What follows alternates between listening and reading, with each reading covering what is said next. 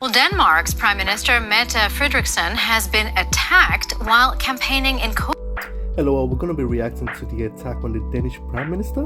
Really? Let's check this out.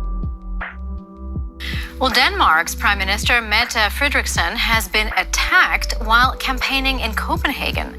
Police have arrested a man allegedly involved in the assault, but believe it was not politically motivated. It's just the latest in a series of attacks on politicians in Europe. Danish Prime Minister Mette Frederiksen was hit by a man while campaigning with a colleague for the European elections on this square in Copenhagen.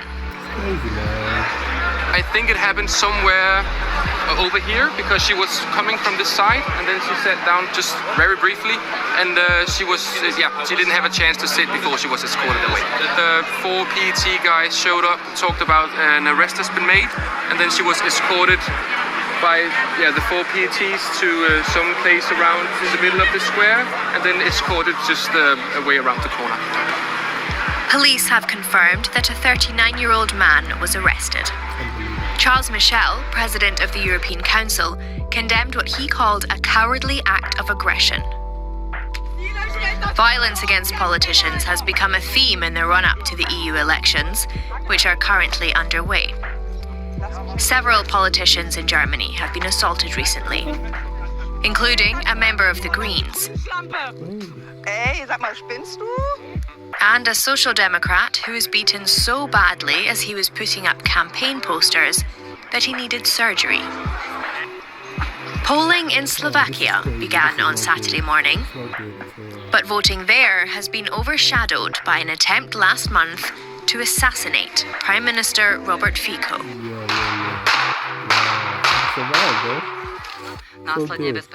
This string of attacks has impacted the atmosphere surrounding the EU parliamentary elections, raising concerns of a threat to democracy across the bloc. Why are they fighting? And joining me in the studio for more on this is DW's political correspondent Thomas Sparrow. So it really does seem like there's an increase in these sorts of attacks on politicians across Europe.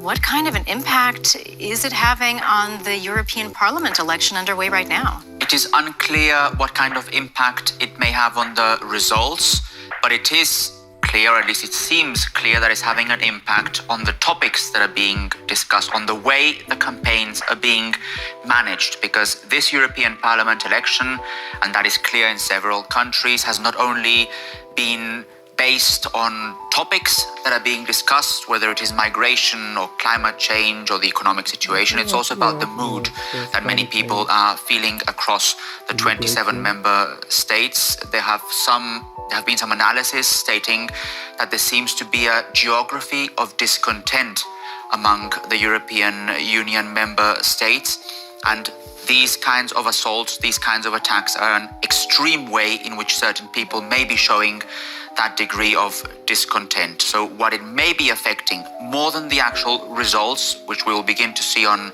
Sunday, is the actual mood in several European countries ahead of the vote. This is something that does seem to be clear indeed. Well, we do have to mention the fact that in the past there's been a lot of, well, we can just call it apathy among voters when it comes to these parliamentary elections for the EU. Why are these elections significant?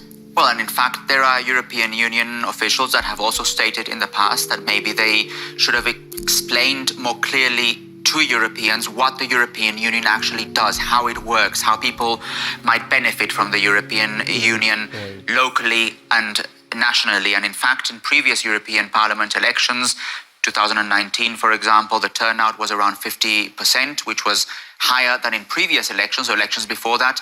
But according to European officials, it is still not enough, and they would like more people to actually go to the polls. And it's important to stress that these European Parliament elections are important. The European Parliament plays a role in laws that are passed that affect Europeans, in the election of the European Commission President, in all sorts of things that are actually vital for the functioning of the European Union as a whole. DW's political correspondent Thomas Sparrow. Thomas, always great to get your insights.